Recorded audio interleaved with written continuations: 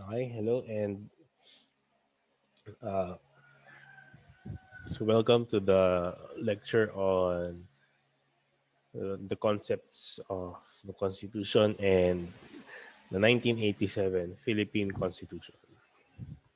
Okay, so in this lecture, so we will be discussing some of the basic concepts of the Constitution, such as what a Constitution is, its nature, its purpose, the forms, what are the types of constitution, and what makes a constitution a good constitution. Okay, and of course a rundown of the 1987 Philippine Constitution. Okay, uh, let's proceed. Okay, so what is a constitution? So a constitution is that body of rules and principles in accordance with which the powers of sovereignty are regularly exercised. So we mentioned previously that a state, to be considered a state, so it needs to have a government and a constitution among other and sovereignty rather among others. Okay, so in order to exercise this sovereignty, one of the manifestations of this independence or sovereignty is a constitution. The constitution is that principle or the rules, yan nga, the body of rules and principles with which the people of the state exercise or manifest their sovereignty. Okay, meaning that they have their own set of rules by which they govern themselves, and they do not adhere uh, to any foreign set of rules or set of laws.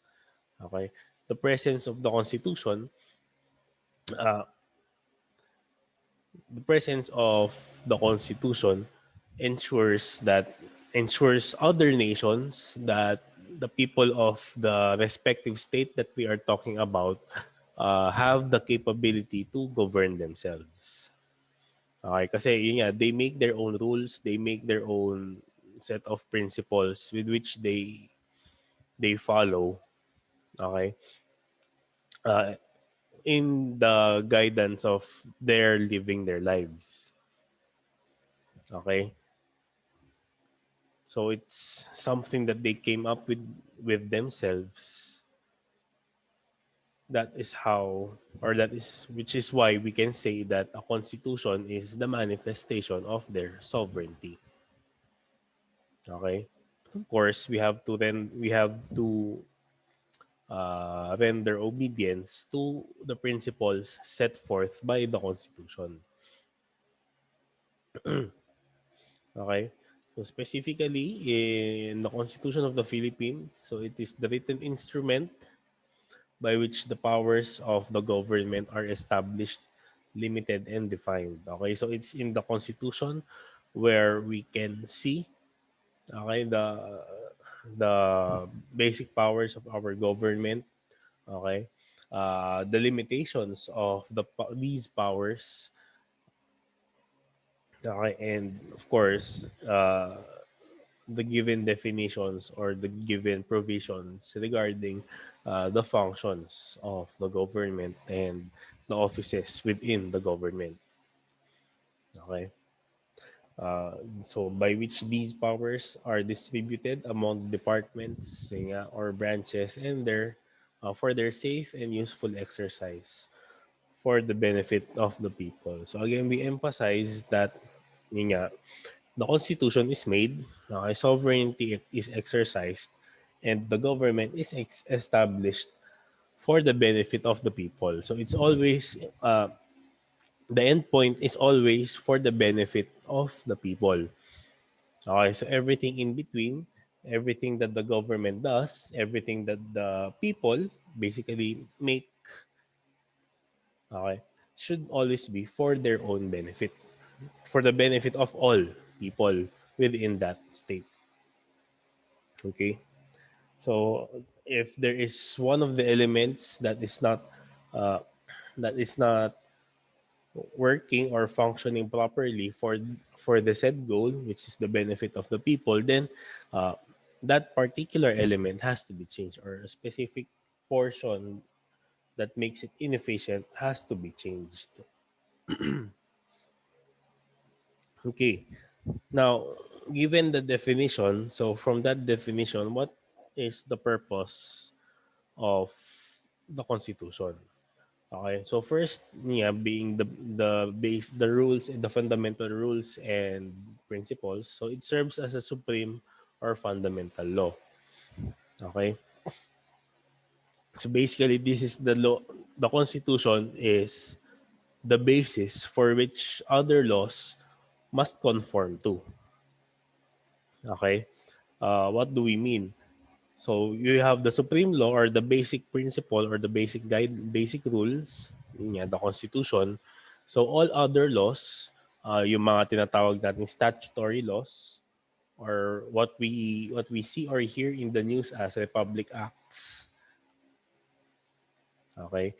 So all of these Republic Acts or statutory laws must conform to, must be in coherence with the Constitution. Okay? So it has to be in line with what principles the Constitution are saying. Okay? So kumbaga, if a statutory law is is violating a said principle from the Constitution, then we say that it is unconstitutional. Okay? For example, in the past years regarding the RH law, the public health law, okay, that is one of the major points for or arguments of those who are against the RH law, which says na yun nga, uh, the protection of life, okay, from conception to ayan, that the life of a person begins from conception. Okay, from the conception of life rather starts with with the unborn from in the womb of the mother.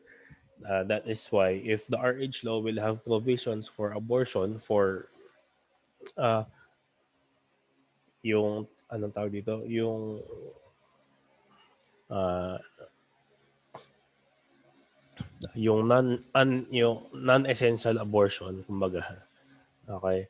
So it will be violating the principle of the Constitution. Okay, that's one of the major arguments kasi, diba, na for those who are against RH law, diba, it it opens the doorway for the provision of abortion in the Philippines. And yun, so yung later we will see uh, the provision regarding the protection of or the life, the provision regarding the beginning of life is in the conception in the womb. Ayan. The conception of life begins in the fertilization of the egg and the sperm. Anyway, so yeah. So again, going back, so all of these statutory laws, all of these republic acts must be in conformity with the Constitution. Okay, so the provisions in the Republic Acts or in the statutory laws must not violate any provision, any principle stated in the Constitution, because the Constitution is uh, the supreme or the fundamental law. Okay. Okay. Another purpose of the Constitution is that it establishes the framework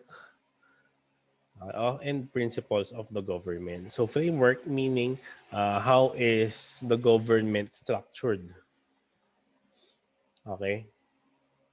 So given the structure, so it's also in the government how it's also in the constitution rather how the government is is divided into the different departments or the different branches.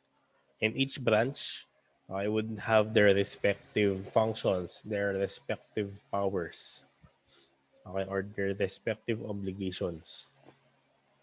Okay.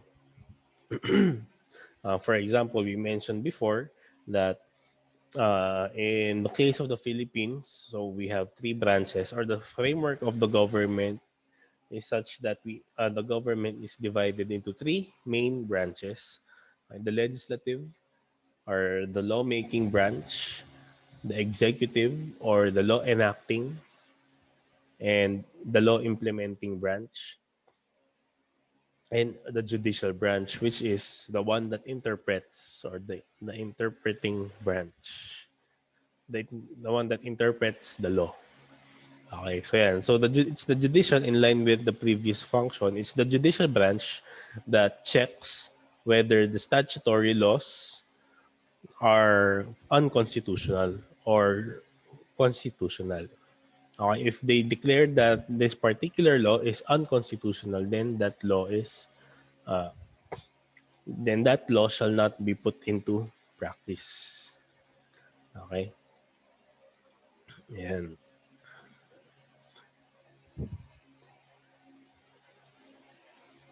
So another purpose is to preserve and protect the rights of individuals.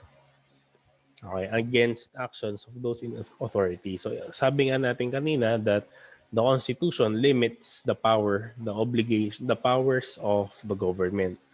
Okay, because the government's power should not be absolute.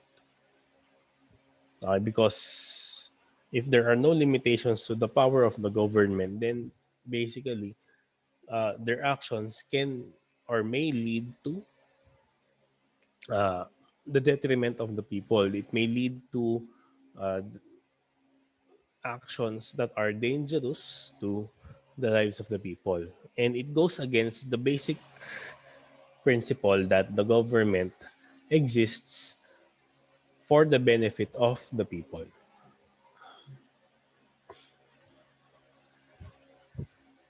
Okay. Okay, so what are the kinds of constitution? So just like the kinds of types of government or the forms of government, so we also have categories in the kinds of the constitution. Okay, as to the origin, as to their form, and as to the manner of amendment. Of course, there may be others, pero for the sake of the discussion, so we will limit it to these three. Okay.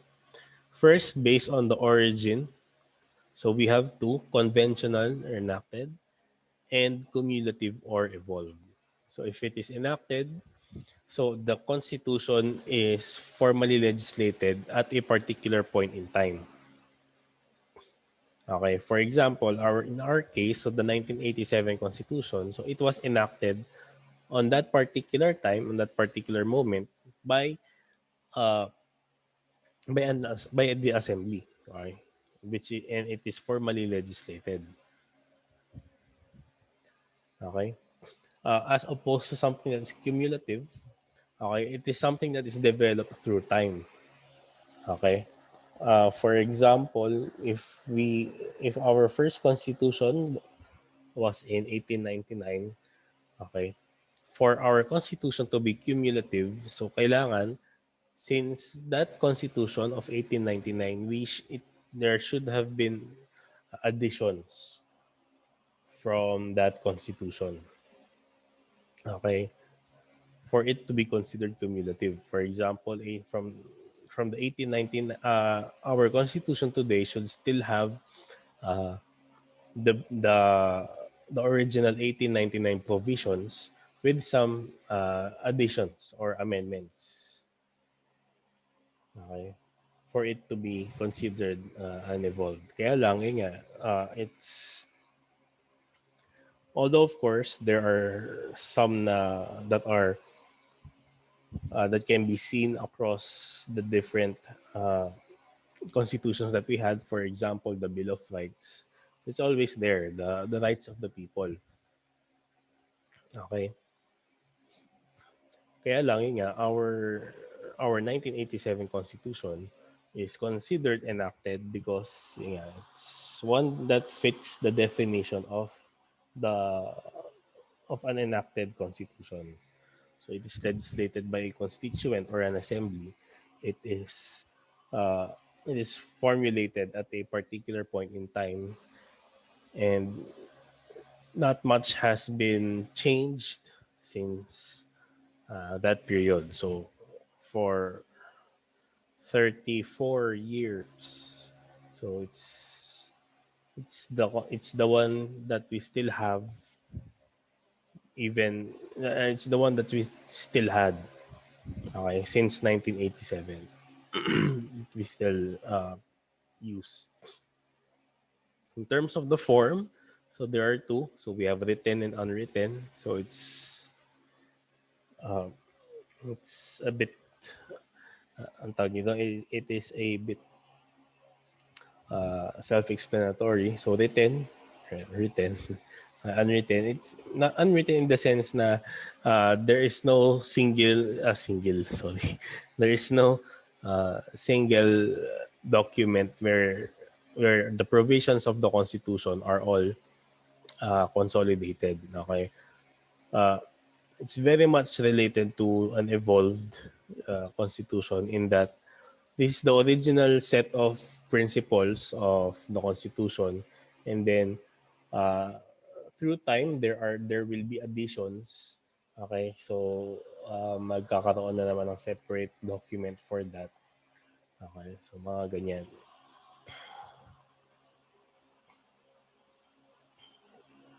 Okay, as to the manner of amendment, so again, the self-explanatory. It's one can be rigid, or it's very hard to make amendments to the Constitution. Okay, and the other is flexible, or you make changes or alterations uh, as if the Constitution is just an ordinary statute. Okay, and we will see later regarding changes or regarding amendments. Okay, and we can see whether our Constitution is rigid or flexible. Okay, so what makes a good Constitution? In the context of its form, so it must be brief, it must be broad, it must be definite. It is brief in that it must not be too detailed. Okay, too detailed in the sense na it will be hard for the public to understand it. And if it is too detailed, so there's a necessity to change it every once in a while. And if you always change the provisions of the Constitution, medyo it's uh, it's a bit hard to make it's a bit hard to ensure order and consistent progress in the community, because you're changing a lot. You're putting a lot of energy and a lot of time into changing the Constitution because it's too detailed.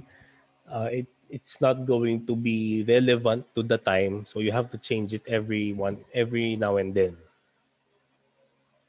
Okay, halimbawa ngayon, there are lots of changes now. There are a lot of changes in the society now compared to 5 years ago, compared to 10 years ago. Okay. So if we're going to change our constitution, every now and then, of course, to suit the type of society that we have at the present, so, so, so a lot of time will be wasted. Okay, so it must be brief. But at the same time, it also must be broad in the sense that it has to be comprehensive. It has to cover all aspects of, excuse me, it has to cover all aspects of the living experience here in the state or in the country. Okay, from the moment that a person is conceived in the womb of the mother until the descendants will negotiate regarding the inheritance of that person. So dapat all of those have to be considered in the constitution. Okay, so it must be brief, it must be broad. Also, it must still be definite. Okay, in the sense na it's definite enough for it is definite enough to avoid misinterpretations. Okay? Kasi although we say that it is brief, but still it still has to be definite. It has to be exact. Okay? So that there is more or less one general interpretation of the Constitution. Kasi we try to avoid confusion. That's why we make it as much as possible. We make it definite as much as possible. Okay? So that's regarding the form. A good constitution in terms of content must have the following: the constitutions of government, liberty, and sovereignty. Okay. So, meaning the framework of the government must be established, the powers of the branches, and who can participate in the selection of officials. Okay, so those principles have to be there. Okay. In terms of Constitution of Liberty, so the rights of the people must be present in the Constitution. Okay, because that is one of the basic principles that we need for the people to be ensured of their safety. Kasi we're giving a lot of power to the government. Kasi, diba, biruin nyo, it's the government who will ensure the benefit of or the welfare of the people. Okay? And that entails a lot of responsibility. Okay? And that is to accomplish that responsibility, the government needs to have their powers. Okay? And unfortunately, throughout history, there are cases where the government has abused its powers. Okay? So in order to ensure the liberty of the people or the right or the safety of the people. So yun nga, we establish their rights, okay, in the Constitution so that the power of the government is limited in that you can do this as long as you are not harming the people. And what is considered harmful in the for the people? So ayan, so violation of these rights that are enumerated in our Constitution. So yeah, so the government cannot go beyond and above the Constitution. Okay. So lastly, it has to have the contents needs or the Constitution needs to be a constitution of sovereignty. Okay, so there has to be procedures for amending or revising the Constitution. Yeah. Now, lastly, who can interpret the Constitution? Okay. So basically, uh, every person can interpret the Constitution, okay, in governing your actions. Okay, so I can interpret it, you can interpret it, your classmates can interpret it. So basically, every private individual. Kaya lang, in terms of the authoritative interpretation, in the sense na, kasi, yun nga, this is my interpretation. However, it goes against your interpretation. So who will be the deciding authority? Okay. So it's going to be those people with official duties. Okay. But of course, the supreme there would be the judicial branch who can give the authoritative interpretation of the Constitution. Okay. They can say whether, yun nga, regarding disputes, they can say that this person is the one whose interpretation is constitutional. Okay? So, yung mga ganyan. All right. So let's proceed with the Constitution of the Philippines. Ayan. So before that, so let's have a look at an overview of the Constitution of the Philippines. We have 18 articles, and before the Constitution proceeds to the articles, okay, so there is a preamble or the introduction to the Constitution, or basically the purpose of the Constitution. So it's in the preamble where the nature, the purpose of that particular Constitution, of that particular Constitution, in our case, the 1987 Constitution, is written or is situated. Okay. Article 1, so you have national territory. So ngayon, there are the the national territory is again in highlight in recent events. Okay, with regarding the militia boats of Chinese in the West Philippine Sea. Yeah. So the Article 2 is about the declaration of principles and state policies. So Article 2 is about the basic guidelines that the government must take into consideration, okay, in performing its duties, in making statutes. Ayan. So yun, regarding yung sinabi natin kanina, regarding the RH law. So ayan. So Article 3 is the Bill of Rights. So yun nga, it's the protection, uh, it's the people's protection against abuse from other people and abuse from the government. Article 4 is about citizenship, or who can we consider uh, Filipino citizens. Who are Filipino citizens? What makes a person a Filipino citizen? Yan. Article 5 is suffrage, or the right to vote. So all provisions regarding yun nga, the electorate, okay, who are eligible to vote. So yeah, it's in Article 5. So Article 6 is the legislative department.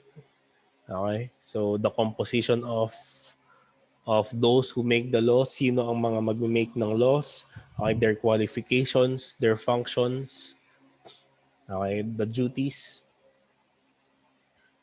and their limitations. So it's in Article 6. And the provisions on how to make a law. Okay, Article 7 is the executive department. So again, it's the composition and the qualifications of the head of the executive department. Okay, the president and the vice president, their powers, their obligations, and their limitations. Yeah. And the formation of the branches of the executive department. Yung mga iba't ibang departments, Department of Education, ganyan, Department of Agriculture, Department of Health, etc., etc. So the judicial department, so same again, the composition, the requirements, the qualifications, the duties and obligations of the judicial department, or in this case, the Supreme Court. And then, of course, the lower courts. Yeah. Article 9 are the constitutional commissions, or these are the branches in the government that are not under the three main branches. Okay, they have separate functions from the three main branches, but their functions are still important. Okay. Halimbawa dyan is the COMELEC. Ayan. So the Commission on Elections. So the Commission on Election should be independent from the three main branches. Bakit? Because they are the ones who facilitate the electoral process. Okay? If the Constitution, if the COMELEC is in alliance with one of the branches, then there's a high probability of corruption in the election process. Okay? So yeah, so that's an example. Commission on Human Rights. Ayan. So it's also part of the constitutional commissions. Ayan. Okay. Next, you have the local government. Okay, so the provisions regarding the local government units. Yan, so our provinces, our city officials. So ayan, so it's all there. Article 11, so ayan, our accountability of public officers. So to whom are the officers, our public officers accountable to? Okay, and at the same time, okay, how can we make the public officers accountable to their actions? Okay, if an official is if an official loses the trust of the people, how can we remove him from office? So ayan. So it's here. So the impeachment process, how can we impeach a person? So ayan. And also the role of the Sandigan Bayan, the Ombudsman. So yun. Okay. Article 12, National Economy and Patrimony. So ayan. So how do we manage our natural resources? Sorry. Okay. And how and what basic policy do we have for our national economy? Okay, given that this is the natural resources of the Philippines, how are we going to make use of it? Okay, so of course not how in the sense that it's going to be specific na this portion should be for agriculture, this portion should be for mining. So of course medyo masyado na specific yun. Okay, but in terms of the capital resources, okay, how much is allocated for the Filipinos? Can foreigners can foreigners hold capital in the Philippines? Okay, can they own businesses? So, it's there in the national economy. Article 13 is about social justice and human rights. So we talk here about the marginalized sectors of the society. So you have the labor group, uh, women and children. So ayan din, nandyan sila. Social justice. Okay, we have here Article 14, education, science and technology, arts, culture and sports. So provisions regarding education. Okay, that all people should be given basic education.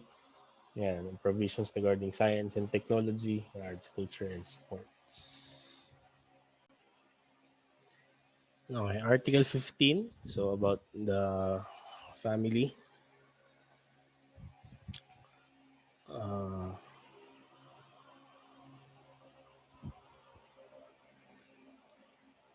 So ayan, so the provisions regarding protecting the family.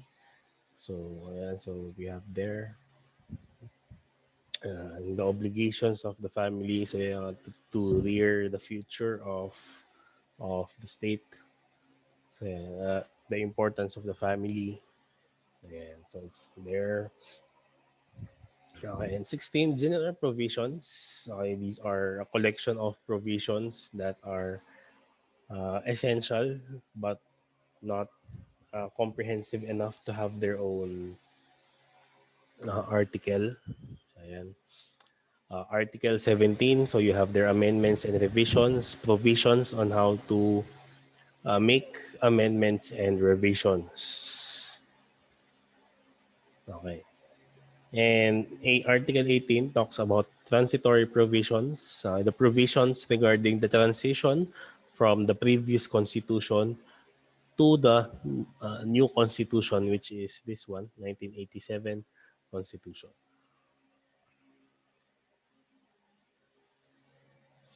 Okay. So yeah, so this is the contents of the constitution. So by the way, so the official gazette is the official publication of the government. So Ayan. So you can also see in this website other information such as some of the enacted statutes, okay, some of the presidential speeches. So ayan. Okay. So what is the purpose of our constitution? So you can see here, so to build a just and humane society. Okay. So the constitution is there to ensure that the society, that the Filipinos are building, okay, is just, okay, practices social justice, and is humane or makatao, or putting the welfare of the people first. Okay? So that's one. Second is to establish a government. Okay, what type of government? That embodies our ideals and aspirations. So, a government that promotes the common good. Ayan. A government that conserves and develops our patrimony or our natural resources, our heritage. Ayan. A government that secures our posterity,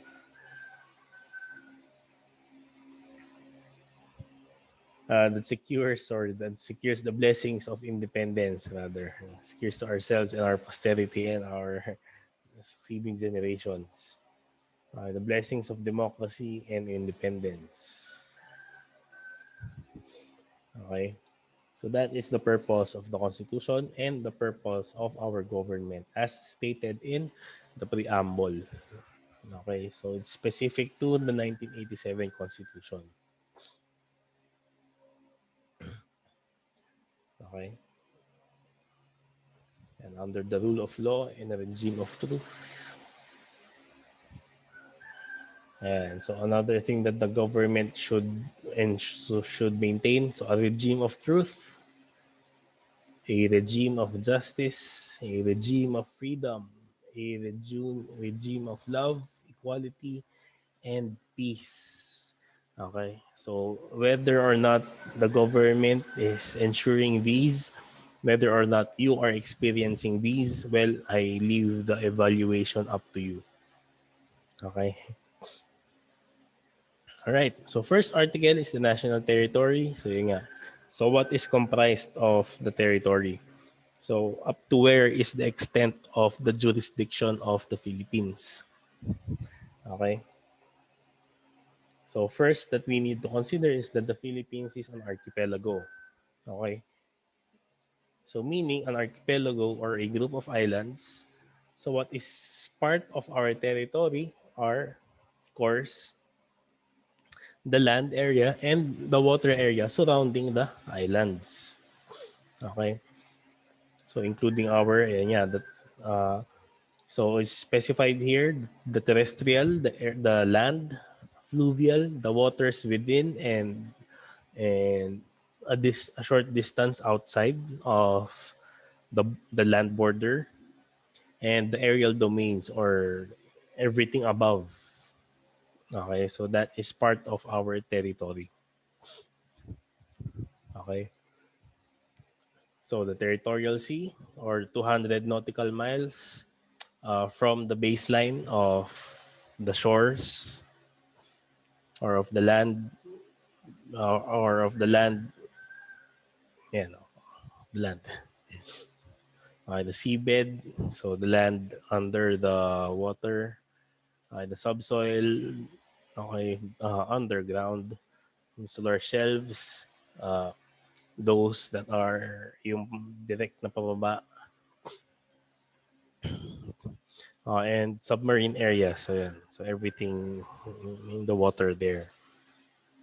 Okay, so that's why the Philippines is very adamant in the movements of the Chinese in Panatag, in Scarborough Shoal, in Calayan Islands. Okay, because those islands are parts of our territorial waters or our territorial seas.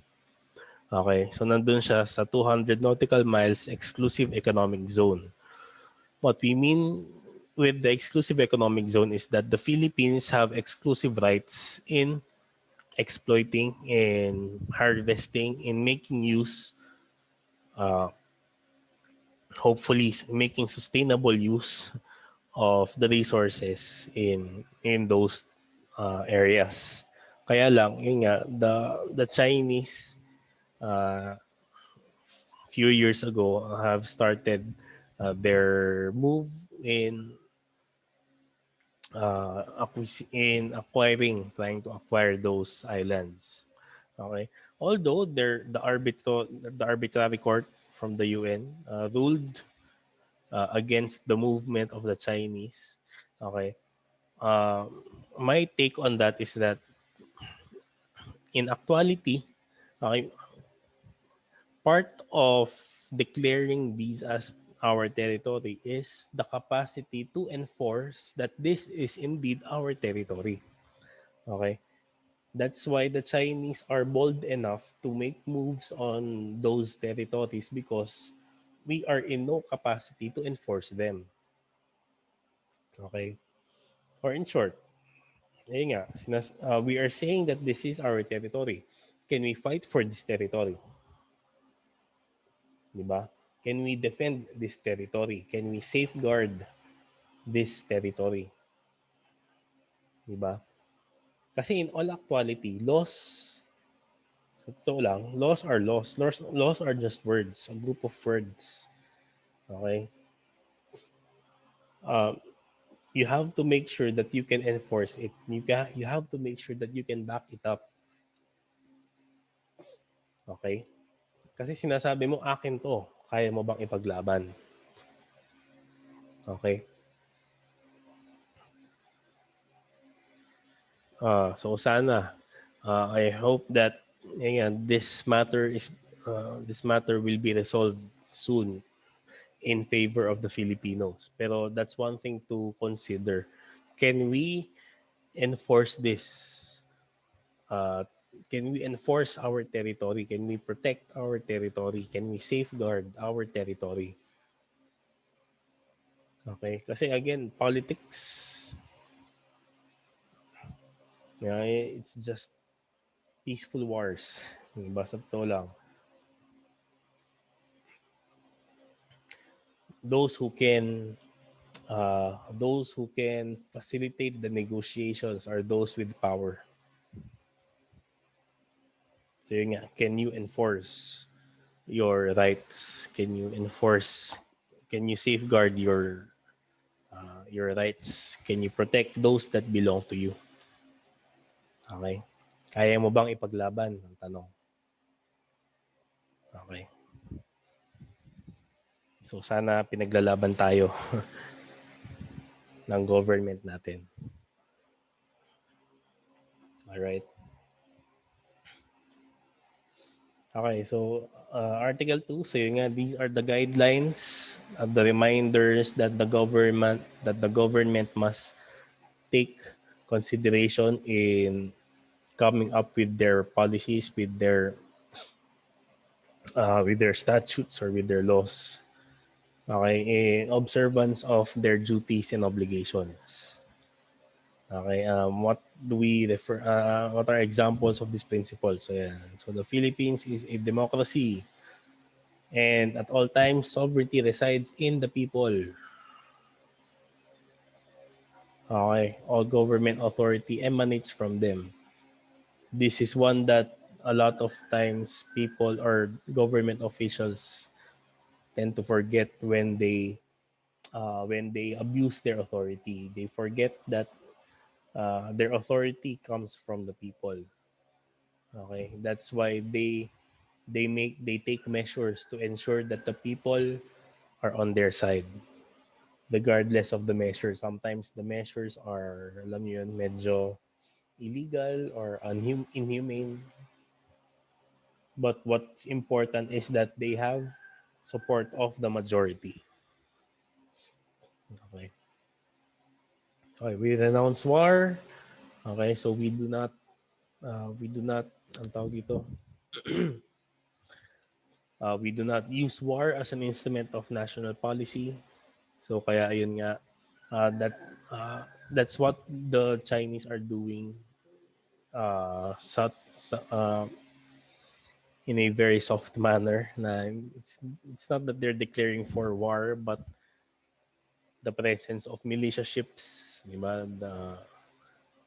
The enforcement, the enforcement of their policy na yun nga, uh, what do you call this? The movement of the people there in the movement of the Chinese people there in Scarborough. So yeah, it's using force in the sense na hindi yung force na they're going to war, but they are enforcing na this is theirs, that those islands are theirs. Okay, by means of force. Okay, kasi napipilitan tayo na mag-give way sa kanila because they are technologically and militarily superior. Okay? That's why we can't do anything because can we can we protect it, di ba? Physically.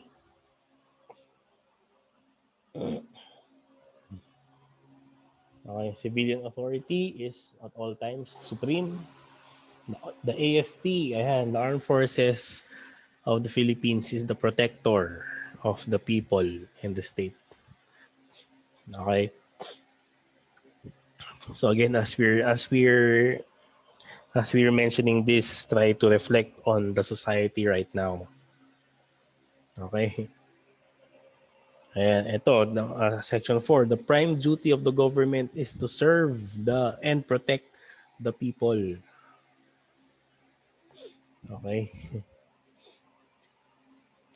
For those of you who underwent ROTC, so this next part applies to you. The government may call upon the people to defend the state because the ROTC are reserved officers. Okay? So they may call upon you when there is a threat of war. So yeah. Okay. So the general welfare is essential for the enjoyment by all people. Okay. To say that they are receiving the blessings of democracy, they must enjoy welfare, liberty, and protection of life, liberty, and property. They must enjoy peace and orderly life. Okay. And ito based on the experience of the Filipinos back during the Spanish occupation. So yun nga, so the separation of the church and state, okay, shall be inviolable. In some states there are people who there are states that have unions between the church and the state, and actually they make use of their religious beliefs as the basis of their constitution. May mga ganun. But of course, it's case to case, depending on the state. Okay, it's just for the Philippines, so there is a separation of the church and the state. Okay, so these are just some of the principles that and the guidelines that the government takes into consideration in the observance of their duties. Okay, so yeah. So we must have an independent foreign policy. Ayan. Freedom from nuclear wars, nuclear weapons rather. Ayan. And the promotion of social justice in all phases. Okay, the importance of the dignity of the human person. Okay. Full respect for human rights. So again, be mindful of the situation in the Philippines, in the state right now. Okay, and in the past recent years, as we're mentioning these. Okay, and the sanctity of family life Protect and strengthen the family as a basic autonomous social institution. Okay? To protect the life of the mother and the life of the unborn from conception. Okay, that's why nga, this is the main argument. This is one of the arguments against abortion. Okay, that it's going regardless of what belief. Okay, it's unconstitutional to legalize abortion because yun nga, protect the life of the unborn from conception. Meaning, you're talking about the life in the womb of the mother. Okay, that's why if abortion will be enacted, there has to be an amendment or a revision in the Constitution. Okay? Ang mangyayari nun, the problem there is that the Constitution followed the statute wherein it should not be the case. It's the statute that should follow the Constitution. Okay, because there are other ways in protecting the life of the mother and the unborn. Okay, from conception. There are other ways on how to ensure the welfare of the society. Okay, while at the same time protecting the mother and the unborn. Okay, ang problema kasi some people relate that unwanted pregnancies cause problems in the society. Okay. Kaya lang, ayun, there are other ways on preventing that. Unwanted births and unwanted pregnancies. Okay? There are more, kaya lang, the other ways entail a lot more responsibility and a lot more sacrifice. Kaya ayaw nilang gawin. Okay? Because people are highly emphasizing convenience over obligations and over sacrifice. Okay, anyway, and the role of the youth and the role of women in nation building. Like that's why we have Women's Month. So last March 8th, so we celebrated International Women's Day. Yeah. So I promote the right. This is very timely. Section 15. Shall protect and promote the right to health of the people and instill health consciousness among them. Okay. And sana people become also more health conscious, especially with what we are facing right now. Okay. And for the environmentalists, so the state shall protect and advance the right of the people to a balanced and healthful ecology. Okay, in accord with the rhythm and harmony of nature. So actually, so yan. Natin. Actually, uh, if you're going to look at specific incidents in the country, makikita nyo, you can make reflections regarding uh, the constitutionality and unconstitutionality of some events and some actions of people here in the Philippines. Okay? So I hope that you take a look into this. Hindi naman na natin talaga isa-isahin. But here's a reminder of how the government and how the state should operate. Okay? Dito pa lang, you can determine whether some of the actions of the government are they legal or are they constitutional? So you can make assessments for yourselves. Okay? Yeah. So Article 3 is the Bill of Rights. So these are your protections from abuses by other people and by the government. So again, it's another important article to look into. Okay, halimbawa yan, the depravity of life, liberty, and property without due process.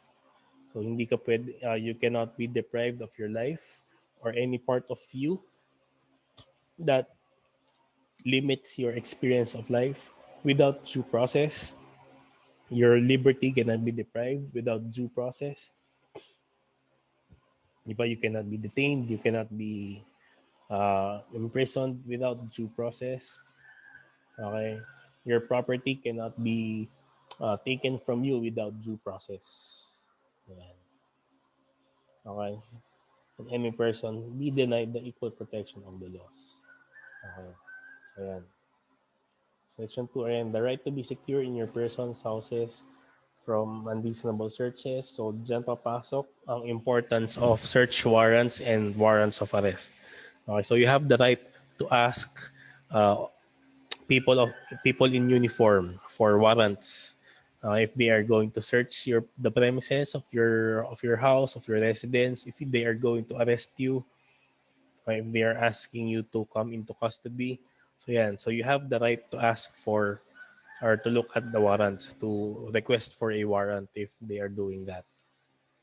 Okay? Of course, halimbawa kung sa mall, it's already given because the search for your belongings is part of the safety protocol of the others. Okay? And also of you, syempre. They are also searching others. Okay? So there's no need to look for a search warrant in those cases. Okay, so ayan, wiretapping for number 3, section 3, privacy of communication. Ayan. Evidence obtained in violation of this, so cannot be used. For example, winartap ang communication mo in your cellphone, kaya lang there is no court order to do so, then that cannot be used as an evidence. Okay? The freedom of speech, freedom of expression. So, ayan. So, you have the right to express yourself. Of course, properly. Okay? You can rally, you can go to the streets, but again, there's a process for that. Okay? So, ito, take note. To peaceably, people peaceably to assemble. Okay? So, that's the key term there. Okay? So, you have to make known that you and your group is going to conduct a rally. Okay? Kasi there has to be lots of things to consider. Traffic flow, for example. We have to admit that not all people will immediately join your cause. Okay? And there are people who will still have to go to work. Okay? So they have to be given prior announcements so they can avoid going to the place where you are holding your rally. So, pwede naman. Kaya lang, of course, there's a due process for that. Okay, freedom of religion, freedom of belief. So, it's there. Your freedom of abode, where you want to live. So, pwede yan. Okay, so the right to information of public concern. So, yan. So, for example, yung SALN, that's one of the relatively recent matters pertaining to information of public concern. The costs of projects, for example, if you're one of those who experience frequent the frequent road construction or maintenance. Okay, so you have the right to know, for example, the costs, the expected date of completion. So, yung mga yan. Okay. The right to form unions or associations. Ayan. So, when you become employed and you notice that there is no union or ang tawag dun, or employee association, okay, in your workplace, so you have the right to form one. Okay. Ayan. So, your security to private property, so it cannot be used without just compensation by the government. For example, your lot is located along the highway, kaya lang there will be a road widening and your lot will be compromised. So they cannot use it without just compensation. Okay?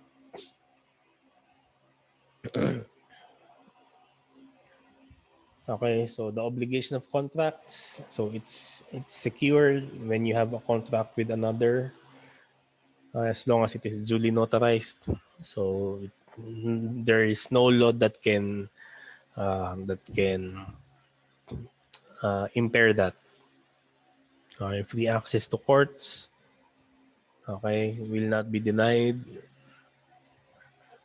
Okay, so these one are more for the criminally charged.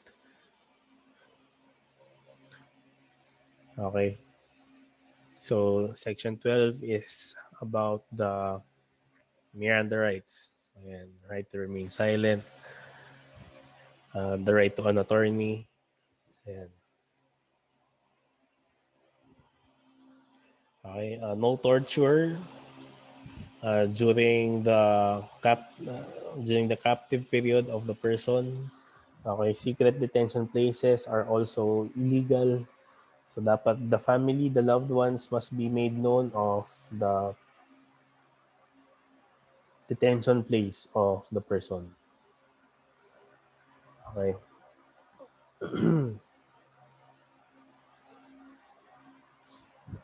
So ayan. So hopefully none of you will have the opportunity to use these rights. Kasi ibig sabihin you have been criminally charged of an offense. Okay? So yan.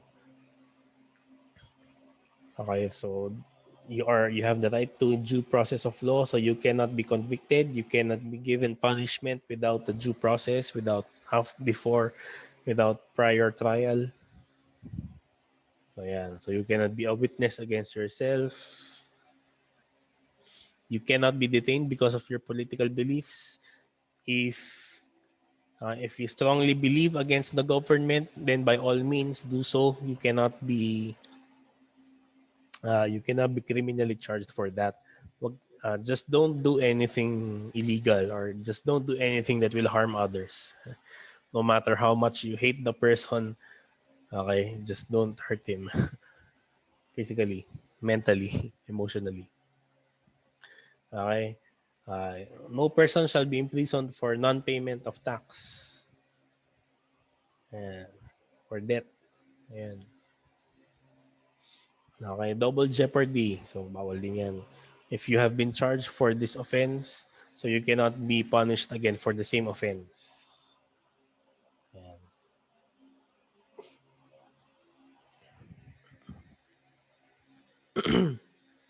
Okay, Article 4, citizenship, who are citizens of the Philippines. Okay, those who are at the adoption of this constitution, those who are already Filipino citizens, so those are parents, or if you have kuyas, titos, titas, your lolos, your grandparents, so yeah, they're already Filipino citizens by the promulgation of this constitution. Then they are already Filipino citizens. If your father or mother is a Filipino citizen, then you are a Filipino citizen.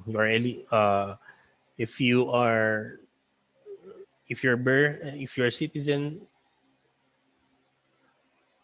if your birth citizenship is of foreign citizenship, but yun nga, one of your parents is a Filipino citizen, then you are eligible for Filipino citizenship.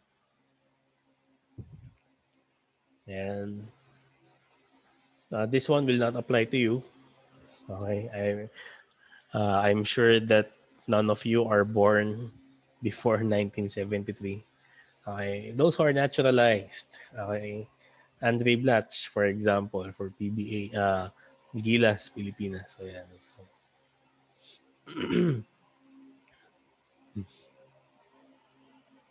Okay. But remember that your citizenship may be lost. Okay, if you did something that is, for example,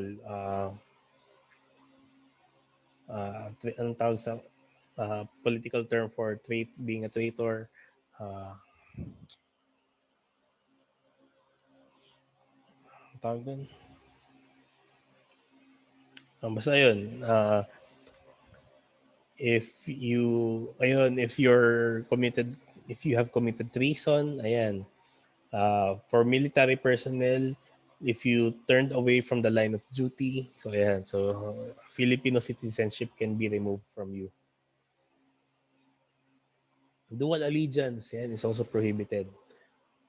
So just pick one. If your allegiance is with your other citizenship, then just be loyal to that and renounce Filipino citizenship kung ganun talaga. That's why, uh, for example, if you're a holder of dual citizenship, but you are government employee of the other nation or of the other state, then you will be asked to renounce, citizenship of the other, or you cannot be an official of the other country or the other state. Okay. And Article 5, suffrage, who may be eligible for the electorate. So, yan. All citizens of the Philippines not otherwise disqualified by law, at least 18 years of age. Okay? Those who have resided in the Philippines for at least 1 year. Tapos, in the place where they propose to vote for at least 6 months. Okay? For the local representatives. So, yan.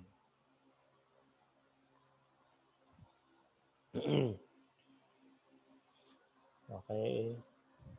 So, Article 6, Legislative Department. So, this is the one who will make the law. So, again, the provisions and the qualifications, etc. Yan.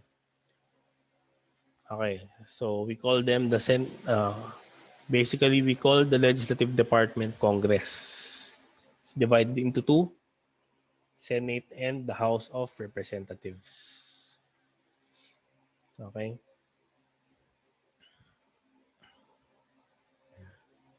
So the requirements are here.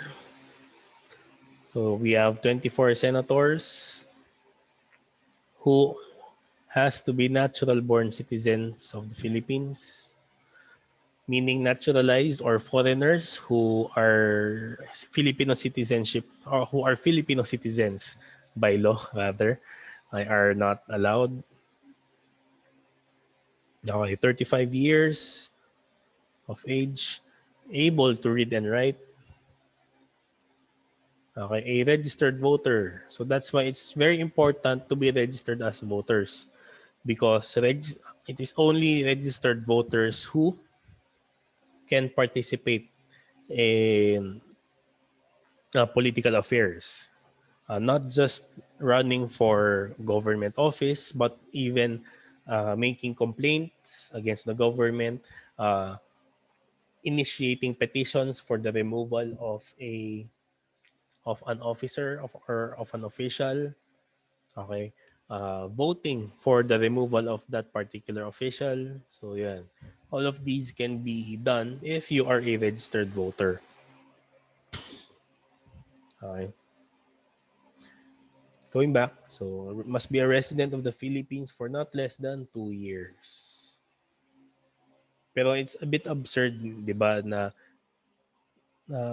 you're just going to meet these minimal requirements to run for a senator. For example, you decide to run for a senator kaya lang for the most of your life you've lived abroad.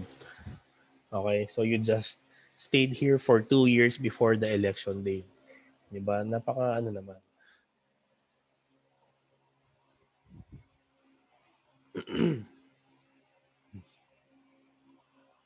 Okay. The House of Representatives, not more than 250 members. Okay. Part of the House of Representatives are party list representatives. Kasi you may be asking, why do you have to vote for congressmen? And why do you have to choose for a party list? What is a party list? Okay, a party list is a group that represents a specific sector in the society. For example, yung mga laborers, uh, in our case, sa mga teachers, okay, there is a party list for health workers, okay, a party list for children, kabataan, a party list for women, okay.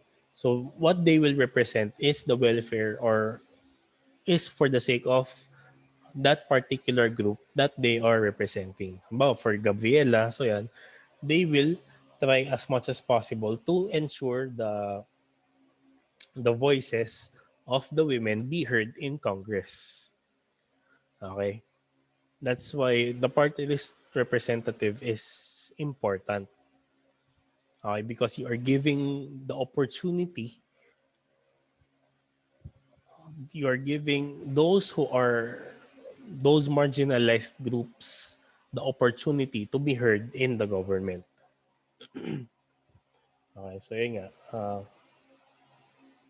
Yan, from the labor, peasantry, for the farmers, the agricultural sector, the urban poor, the indigenous communities, women, youth, and other sectors.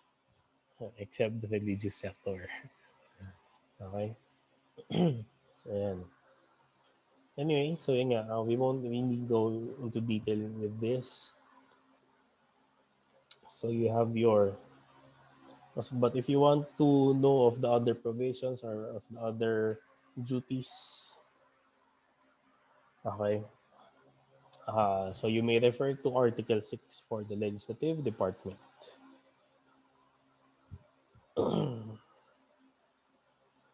Article 7 is the executive, so which is vested in the president.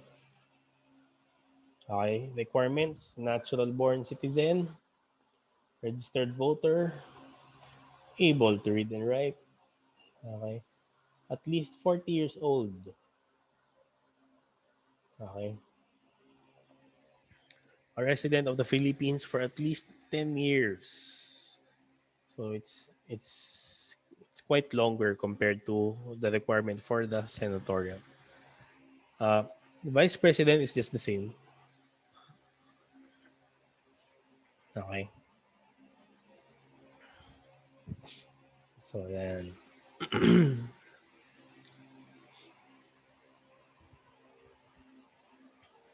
Okay, so you may be wondering why the requirements are for are very minimal. For example, yung able to read and write only. Okay. So they did not specify the degree, any particular degree as a requirement to give opportunities to people who have leadership capabilities, okay, but was not able to attain an education because of their economic status. Okay, because the person may only be a high school graduate. However, uh, he was he has shown capabilities in governing. Okay, so why deny him the opportunity to run for the president simply because of uh, academic requirements? Okay, same is true for senators and congressmen. By the way, congressmen, you only need to be 25 years old. Okay. Okay, the judicial department, this is the more rigorous. This has the more rigorous qualifications because uh, to be part of the Supreme Court or even a lower court, okay, uh, you have to be, hanapin natin.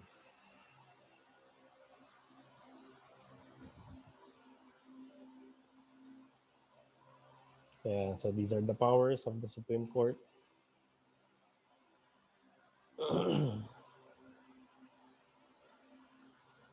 Ayan. So to be a member of the Supreme Court, so you or any lower collegiate court, so you must be a natural born citizen of the Philippines. You must be at least 40 years of age. You must have been 15 years or more a judge of a lower court or engaged in the practice of law. Okay, and to practice law in the Philippines, you have to be a member of the Integrated Bar of the Philippines. Okay? And to be a member of the Integrated Bar of the Philippines, you must pass the board exam. To pass the board exam, you must have a law degree. To have a law degree, you must have a pre-law degree. Okay? So, the judicial is the branch that has the highest qualifications. Why? Because their main task of interpreting the law, okay, entails knowledge of the law. Okay, so in order for you to have knowledge of the law, you have to make sure na yun nga, you have taken the necessary education to educate yourself about the law of the Philippines. Okay? So ayan.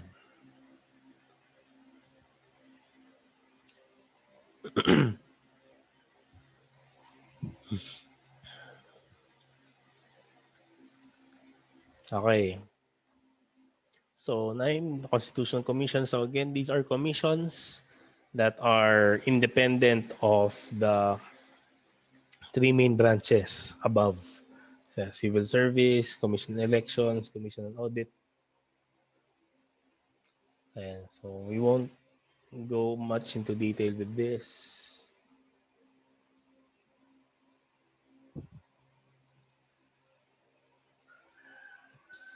Zoom out natin.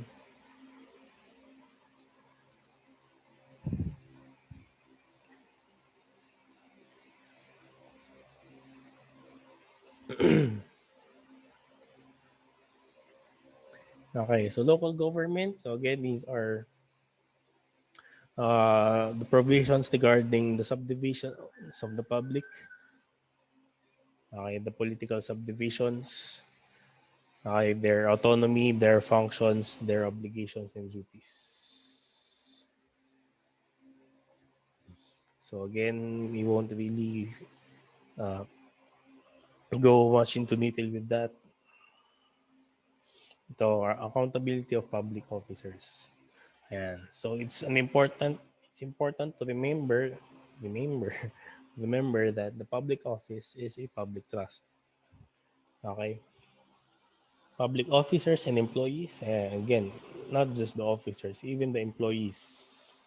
Okay, mga clerks, desk, employee, desk jobs, okay, are at all times accountable to the people.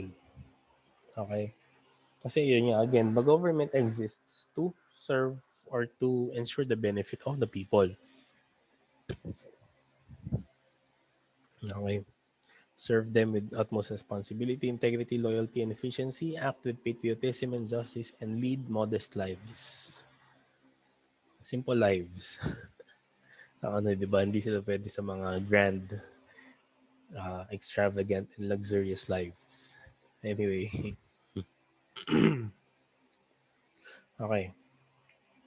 The President, Vice President, and members of the Supreme Court, Constitutional Commissions, and the Ombudsman may be removed from office on impeachment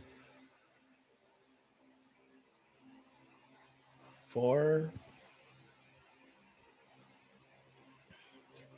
a conviction of, these are the grounds for impeachment.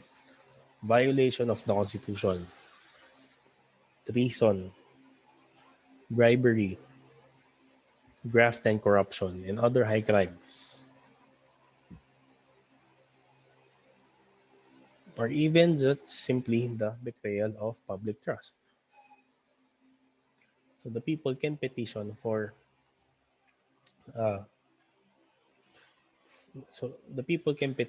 the impeachment of these officers. Okay.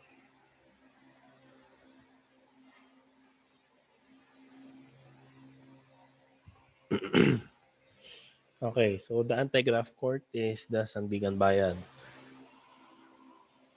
Okay, so they are the ones who investigate anti-graft graft and corruption related cases with the high officials. Okay.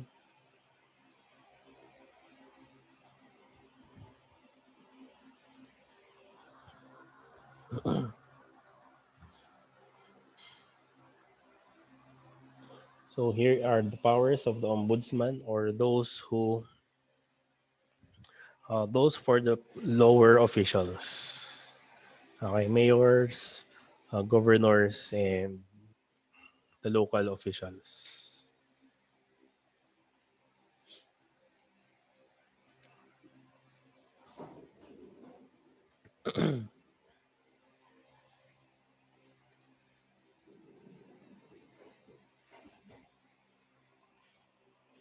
Okay. So the essence here is that uh, us as ordinary citizens can basically petition to remove officials who have lost or who have betrayed our trust. Okay, kaya lang it's an important reminder that you can only do so if you are a registered voter. Okay, that's why if you have the chance, register as voters because you can actively participate in political affairs. So not just posting on Facebook. Sa totoo lang ako, I believe that officials don't really listen to whatever is posted in Facebook. Ginagamit lang nila as part of conversation, but in terms of their policies, I don't think they're going to listen to that. Okay? What they will do, basically, yun lang. The best thing that we can do is, yun nga, try, put them on trial. Remove them from office. Diba? Yun lang. It's just simple as that. Although the process medyo matagal. Okay. Ayan, national economy and patrimony. So yun, the goals of the national economy is for a more equitable distribution of opportunities. Equitable distribution of opportunities, income, and wealth. Again, try to reflect on the society that we have right now. A sustained increase in the amount of goods and services produced by the nation for the benefit of the people. So again, reflect on the society that we have now. Okay, and expanding productivity as the key to raising the quality of life for all.